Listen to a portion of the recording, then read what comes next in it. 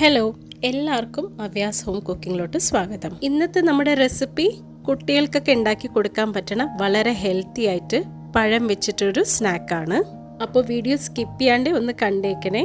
കൂടെ വീഡിയോ ഇഷ്ടമായാൽ ലൈക്ക് ചെയ്യാനും സബ്സ്ക്രൈബ് ചെയ്യാനും പിന്നെ തൊട്ടടുത്തുള്ള ബെല്ലൈക്കൺ ക്ലിക്ക് ചെയ്ത് ഓൾ എന്ന ഓപ്ഷൻ പ്രസ് ചെയ്യാനും മറക്കല്ലേ. അപ്പോൾ നമുക്ക് റെസിപ്പിയിലോട്ട് കിടക്കാം.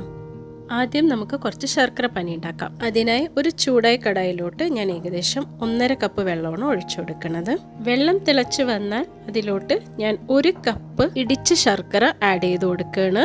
ഇനി ശർക്കരയൊക്കെ അലിഞ്ഞ് ഇതേപോലെ തിളച്ച് വന്നു കഴിഞ്ഞാൽ നമുക്ക് ഫ്ലെയിം ഓഫ് ചെയ്തിട്ട് ചൂടാറാൻ വെക്കാം. ചൂടാറിയതിന് ശേഷം ഒരു അരിപ്പ വെച്ചിട്ട് ഇതേപോലെ നമുക്ക് അരിച്ചെടുക്കാം. ഇനി നമുക്ക് സ്നാക്ക് ഉണ്ടാക്കാം. സ്നാക്ക് ഉണ്ടാക്കാനായിട്ട് ഇവിടെ ഞാൻ സാദാ പഴമാണ് എടുത്തിരിക്കുന്നത്, ഒരു 5 എണ്ണം. അതിനെ ചെറുതായി അരിഞ്ഞ് വെച്ചിട്ടുണ്ട്. സാധാരണ പഴം വേണ്ടെങ്കിൽ നിങ്ങൾക്ക് ഏത് പഴം വെച്ചിട്ട് ഈ റെസിപ്പി ചെയ്യാൻ പറ്റും കേട്ടോ. ഇനി സ്നാക്ക് ഉണ്ടാക്കാൻ തുടങ്ങാം. അതിനായി ഒരു ചൂടായ കടായിലോട്ട് 2 ടേബിൾ സ്പൂൺ നെയ്യ് ഒഴിച്ചിട്ടുണ്ട്. നെയ്യ് ഏകദേശം ചൂടായി വന്നാൽ ഇതിലോട്ട് കുറച്ച് കശുവണ്ടി ഇട്ടിട്ട് ഒന്ന് വറുത്തെടുക്കാം.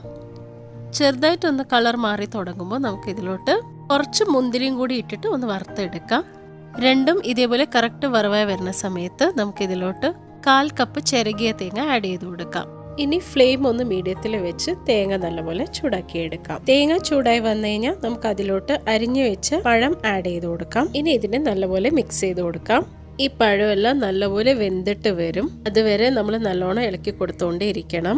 ഒരു 3 മിനിറ്റ് ആകുമ്പോഴേക്കും നന്നായി വെന്ത് കിട്ടും. പഴം വെന്ത് വന്നാൽ അതിലോട്ട് 1/4 ടീസ്പൂൺ ഏലക്കപ്പൊടി ആഡ് ചെയ്ത് കൊടുക്കാം. കൂടെ ശർക്കര പാനിയും കൂടി ഇട്ട് കൊടുക്കാം. മധുരം കൂടുതലാണ് തോന്നി, അതുകൊണ്ടാണ് പകുതി ശർക്കര പാനി ഉപയോഗിച്ചത്. ഇനി ഇതിനെ നമുക്ക് നല്ലപോലെ വഴറ്റിയെടുക്കാം. ഇത് നല്ലപോലെ തിളച്ച് തിക്കായി വരുമ്പോൾ ഇതിലോട്ട് ഞാൻ 2 കപ്പ് ബ്രെഡ് പൊടിച്ചത് ഇട്ട് കൊടുക്കാം. എന്നിട്ട് ഇതിനെ നല്ലപോലെ ഇളക്കിയിട്ട് ഇത് തിക്ക് കൺസിസ്റ്റൻസി ആവണ വരെ ഒന്ന് ഇളക്കി കൊടുക്കാം. 3-4 മിനിറ്റ് നമുക്ക് ഇതേപോലെ നല്ലോണം ഇളക്കി കൊടുക്കാം. അപ്പൊ ഇത് നല്ലപോലെ കട്ടിയിലായിട്ട് കിട്ടും. ഇതിപ്പോ ഞാൻ നല്ലപോലെ മിക്സ് ചെയ്ത് കൊടുത്തിട്ടുണ്ട്. ഇത് ഇത്രയും മതിയാവും. ഇത് നമുക്ക് ചൂടാറാൻ വെക്കാം. ചൂടാറി കഴിഞ്ഞാൽ നമ്മള് ചപ്പാത്തിയുടെ മാവൊക്കെ തിക്കായി കുഴച്ചെടുക്കില്ലേ, ആ പരുവത്തിൽ കിട്ടും. ഇനി ഇതിനെ നമുക്ക് ഇഷ്ടമുള്ള സൈസിൽ കുട്ടി കുട്ടി ബോളാക്കിയിട്ട് തയ്യാറാക്കി എടുക്കാം. ഈ രീതിക്ക് നമുക്ക് തയ്യാറാക്കി എടുക്കാം. നിങ്ങൾക്ക് വേണമെന്നുണ്ടെങ്കിൽ ഇതിനേക്കാളും ചെറിയ ബോൾസ് ആക്കിയിട്ടും എടുക്കാം കേട്ടോ. ഇനി ഇതേപോലെ ബാക്കിയെല്ലാം തയ്യാറാക്കി എടുത്തിട്ടുണ്ട് ഞാൻ. ഇപ്പൊ ഞാൻ ഇവിടെ 5 ബ്രെഡ് മിക്സിയിൽ അടിച്ച് പൊടിച്ചെടുത്തിട്ടുണ്ട്. ഇനി ഈ ഉരുളകളെ നമുക്ക് ബ്രെഡ് ക്രംസിലൊന്ന് റോൾ ചെയ്തെടുക്കണം. ഈ ഒരു രീതിയിൽ നമുക്ക് ഓരോന്നും ബ്രെഡ് ക്രംസിലിട്ട് റോൾ ചെയ്തെടുക്കാം.